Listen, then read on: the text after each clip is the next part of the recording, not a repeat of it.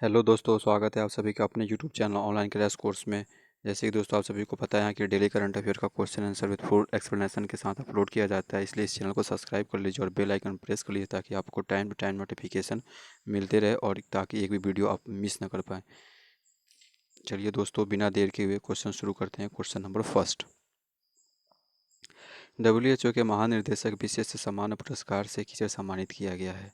ए में नरेंद्र मोदी, बी में हर्षवर्धन, सी में स्मृति ईरानी और डी में पीयूष गोयल। और इसका सही आंसर हो जाएगा कि WHO के महानिर्देशक विशेष मान्यता पुरस्कार से सम्मानित किया गया हमारे जो स्वास्थ्य मंत्री है डॉक्टर हर्षवर्धन को।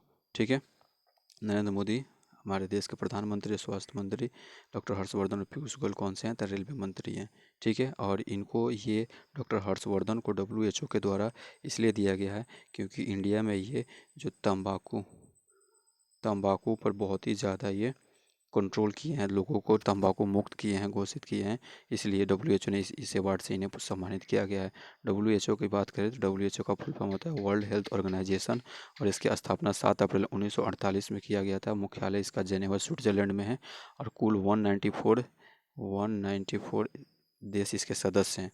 ठीक है, और इसका जो उप महानिर्देशक वो हमारे देश से किए हैं कौन? सौम्या स्वामीनाथन।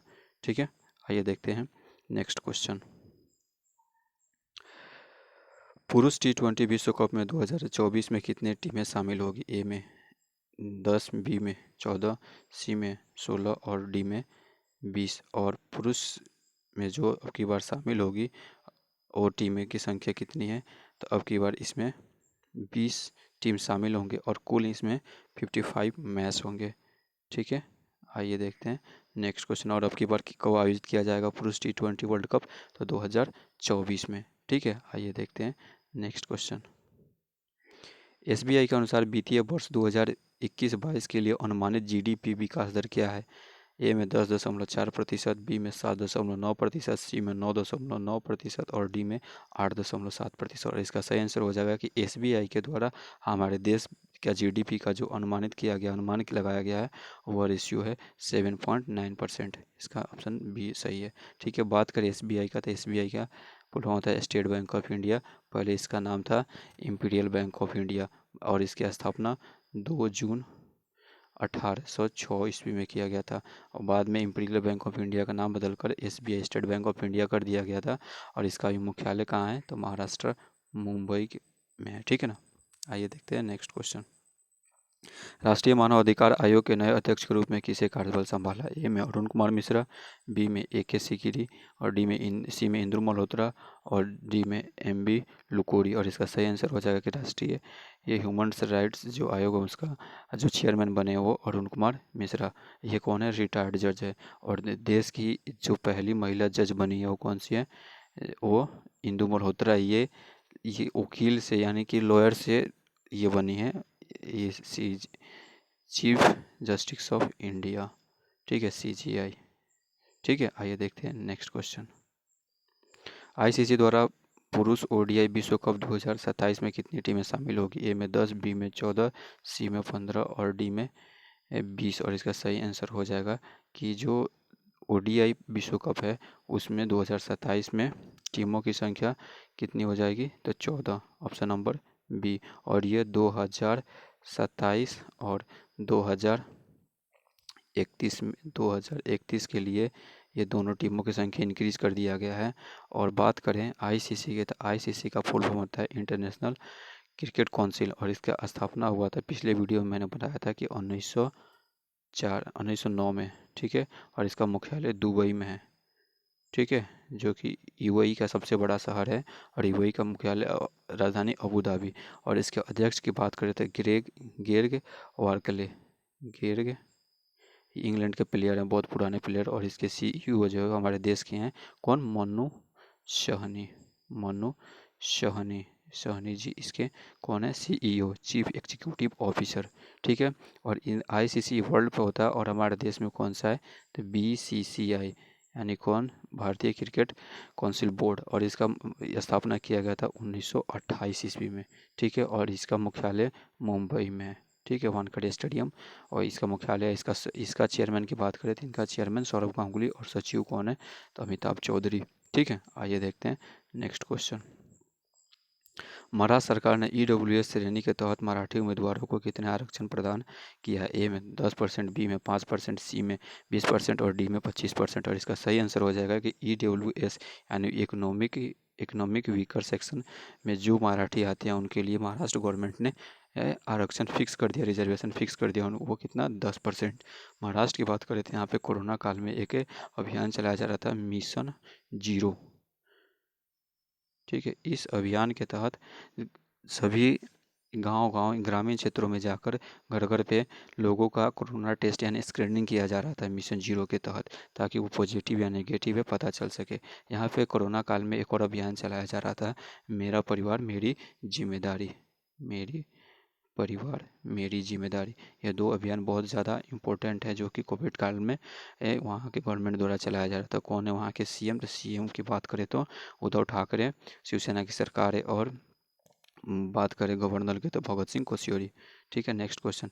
किस देश ने कोविड-19 के एक नए संस्करण की सूचना दी है? ए में ऑस्ट्रेलिया, बी में जापान, सी में चीन और डी में वियतनाम। और नए ये संस्करण की सूचना दी है कौन? तो ये वियतनाम के द्वारा। ठीक है, बात करें तो ये वियतनाम ऐसा दावा कर रहा है कि कोविड-19 एक अलग प्रकार से लॉन्च हो रहा है जो कि हवा एयर में मिक्स होकर ये वायरस फैलेगा।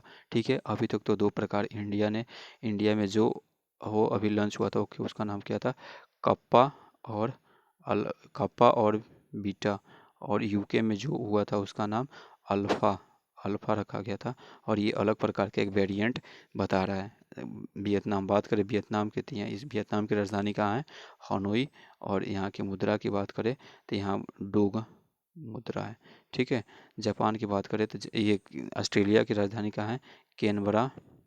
और जापान की राजधानी टोक्यो। और चीन की राजधानी बेजिंग। ठीक है, आइए देखते हैं नेक्स्ट क्वेश्चन। Question number 8। 2021-22 के लिए भारतीय उद्योग परिसंघ के नए अध्यक्ष के रूप में किसे नियुक्त किया गया है? टीवी नरेंद्रन, बी में राजेश गोपीनाथन और सी में ओपी भट्ट और डी में साइरस मिस्त्री। और इसका सही आंसर हो जाएगा कि जो भारतीय उद्योग परिसंघ के अध्यक्ष नियुक्त किए गए हैं वो टीवी नरेंद्रन है। ऑप्शन नंबर ये सही हो जाएगा। और ये पहले अभी टाटा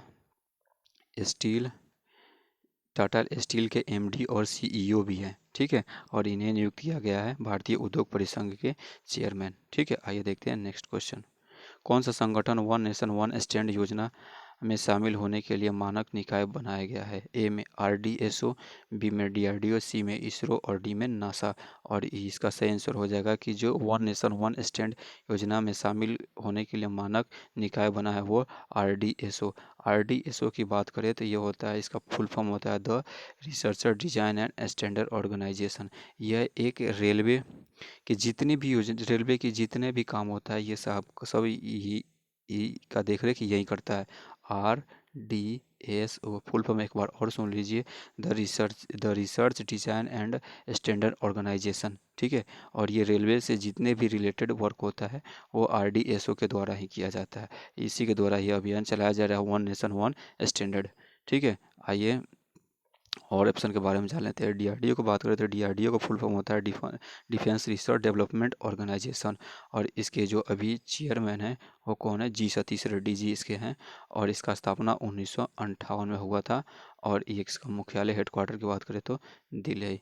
ये सेना के सुरक्षा या देश की सुरक्षा के लिए जितने प्रकार के मिसाइल या जितने प्रकार के जो भी लॉन्च किया जाता है ये कौन? डीआरडीओ के द्वारा ही किया जाता है। इसरो की बात करें तो इंडियन स्पेस रिसर्च ऑर्गेनाइजेशन। ठीक है, और यह कहाँ है? तो इसके जो अभी चेयरमैन है वो कौन कौन है? के शिवन जी। ठीक है, बेंगलुरु में। और नासा की बात करें तो नासा का फुल फॉर्म होता है नेशनल एरोनॉटिक स्पेस एडमिनिस्ट्रेटिव। और इसकी स्थापना नासा का डीआरडीओ के दिन ही हुआ था, 1 अक्टूबर 1958। ठीक है, और ये डीआरडीओ और इसका मुख्यालय वाशिंगटन डीसी है। ये अमेरिका का स्पेस एजेंसी है नासा। ठीक है, आइए देखते हैं नेक्स्ट क्वेश्चन। केंद्रीय मंत्रिमंडल ने सतत शहरी विकास में भारत और किस देशों के बीच एमओसी को मंजूरी दी है? ए में जर्मनी, बी में सिंगापुर, डी में जापान और सी में जापान और डी में ऑस्ट्रेलिया। और इसका सही आंसर हो जाएगा कि जो भारत और किस देश के साथ शहरी डेवलपमेंट अर्बन डेवलपमेंट के लिए एमओसी हस्ताक्षर हुआ है वो देश है जापान। ऑप्शन नंबर सी इसका सही हो जाएगा। जापान की बात करें तो ये जापान के प्रधानमंत्री और ये जो इंडिया का पीएम नरेंद्र मोदी, इन दोनों इंडिया का नरेंद्र मोदी ने अप्रूवल दिया है कि भारत और जापान के बीच शहरी विकास सतत एमओसी, एमओसी का मतलब जान लीजिए होता है मेमोरेंडम ऑफ कोऑपरेशन साइन हुआ है, ठीक है ना। जापान की बात करें तो जापान की राजधानी टोक्यो और मुद्रा येन। और ये रहा 10 नंबर क्वेश्चन। आइए देखते हैं लास्ट क्वेश्चन। कप्पा और delta have been in the news are related to which of the following? A में कोविड वेरिएंट, बी में साइक्लोन, सी में सैटेलाइट लॉन्च और डी में फूड प्रोडक्शन। और ये क्वेश्चन मैंने पिछले वीडियो में एक्सप्लेन किया था, इसलिए इसका एक्सप्लेनेशन आप ये दीजिएगा कमेंट बॉक्स में। क्वेश्चन एक बार फिर से सुन लीजिए। Kappa and delta have been in the news are related to which of the following? और इसका एक्सप्लेनेशन मैंने पीछे वीडियो में किया, इसलिए इसका आंसर आप कमेंट बॉक्स में दीजिएगा ताकि मुझे पता चले कि आप मेरे वीडियो का रेगुलर देख रहे हैं। अगर नहीं देखे होंगे तो पिछले वीडियो देख लीजिएगा, उसके आंसर मिल जाएगा और इसका एक्सप्लेनेशन आप कमेंट बॉक्स में कीजिएगा। वीडियो अच्छा लगा हो तो लाइक शेयर और सब्सक्राइब कमेंट जरूर कीजिएगा और जो कमी लगे वो ज़रूर बताइएगा। Thanks for watching video. जय हिंद, जय भारत।